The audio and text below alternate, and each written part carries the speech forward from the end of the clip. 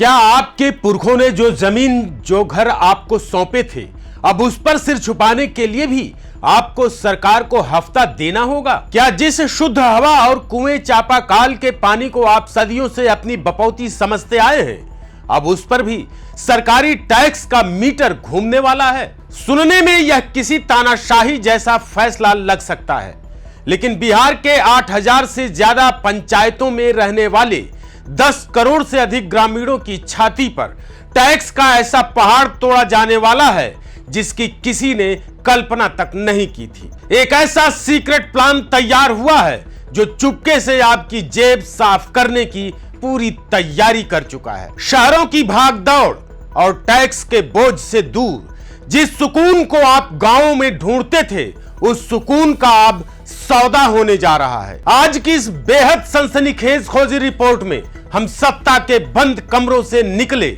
उस एक एक सबूत और एक एक सरकारी आंकड़े की धज्जियां उड़ाएंगे जिसे आपसे छुपाने की साजिश रची गई। तो अगले 3 मिनट आपकी जिंदगी और आपकी गाढ़ी कमाई का फैसला करने वाले हैं। 1 सेकंड के लिए भी नजरें स्क्रीन से मत हटाइएगा। नमस्कार साथियों, स्वागत है आपका YBN बिहार झारखंड में और मैं हूं आपका दोस्त अजीत आनंद। साथियों, हम अक्सर सीना ठोक कर कहते हैं कि भारत की आत्मा गांवों में बसती है, लेकिन आज की इस रिपोर्ट को देखने के बाद आप पूछने पर मजबूर हो जाएंगे कि क्या सरकार अब इस आत्मा का भी खून चूसने पर उतर आई है?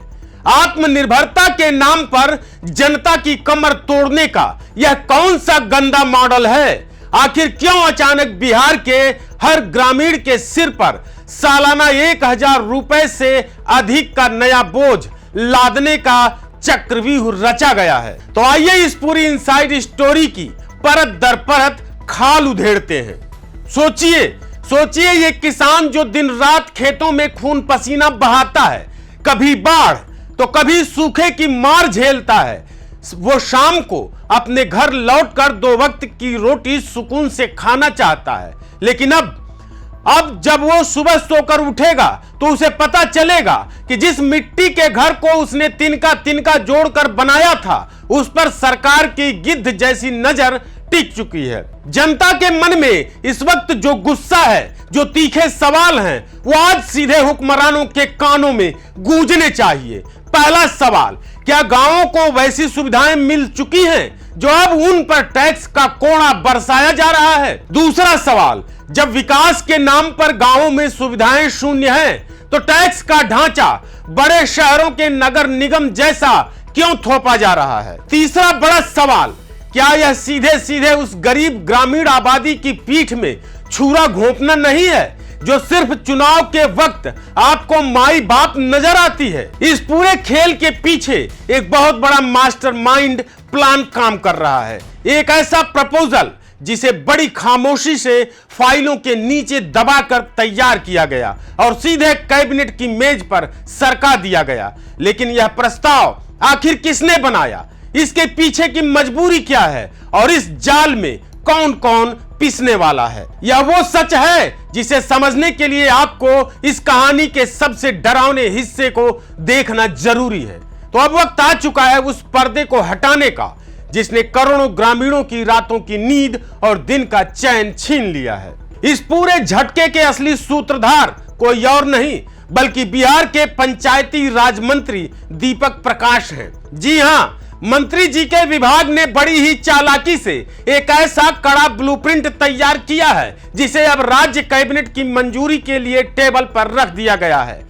अब जरा इसके पीछे का वो खतरनाक गणित समझिए जो सीधे आपकी जेब पर डांका डालने वाला है। इस नए सरकारी प्रस्ताव के मुताबिक अब बड़े शहरों के नगर निगमों की तर्ज पर आपके अपने गांव में, आपके पुश्तैनी घर पर और आपकी छोटी मोटी दुकानों पर सीधे होल्डिंग टैक्स ठोक दिया जाएगा। बात सिर्फ यही नहीं रुकती, अगर आपने अपनी खुद की दीवार या अपनी निजी इमारत पर कोई पोस्टर, होर्डिंग या चुनावी बैनर भी टांग दिया है ना, तो उसके लिए भी आपको सरकार को भारी भरकम जुर्माना और फीस चुकानी होगी। यानी आपके घर की आपकी दीवार, आपका घर, लेकिन मलाई खाएगी सरकार। अब इस पूरी कहानी का सबसे बड़ा और डरावना सस्पेंस सुनिए। आखिर अचानक सम्राट सरकार को गांवों से टैक्स वसूलने की यह गंदी लत क्यों लगी?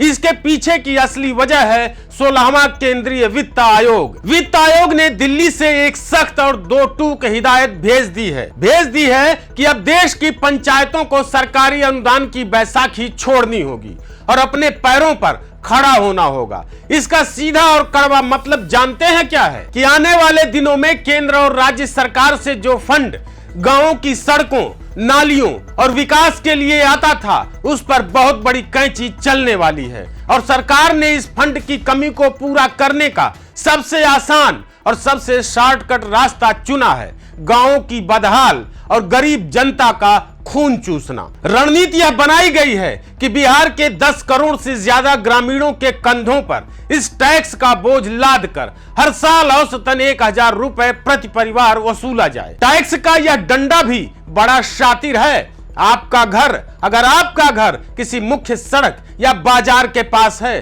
तो आपको गांव के अंदरूनी हिस्से में रहने वालों के मुकाबले कई गुना ज्यादा टैक्स देना होगा। और अगर आपने अपने घर के आगे एक छोटी सी किराना दुकान या गुमटी भी खोल रखी है तो आपके टैक्स का मीटर दोगुने तेजी से ऊपर घूमेगा। राहत के नाम पर सिर्फ ऊंट के मुंह में जीरे जैसी बात कही गई है कि जो घर प्रधानमंत्री आवास योजना वाले हैं उनका टैक्स ग्रामीण विकास विभाग खुद भरेगा। लेकिन सवाल तो उन करोड़ों मध्यम वर्गीय किसानों और मजदूरों का है जो पहले से ही महंगाई की मार से अधमरे हो चुके हैं। बिहार की 8000 से ज्यादा पंचायतों और 45,000 से अधिक गांवों की तकदीर और तस्वीर बदलने के नाम पर क्या यह ग्रामीण व्यवस्था को पूरी तरह गुलाम बनाने की शुरुआत नहीं है? YBN बिहार झारखंड सीधे सम्राट सरकार की आंखों में आंखें डालकर यह सवाल पूछता है कि आत्मनिर्भरता के नाम पर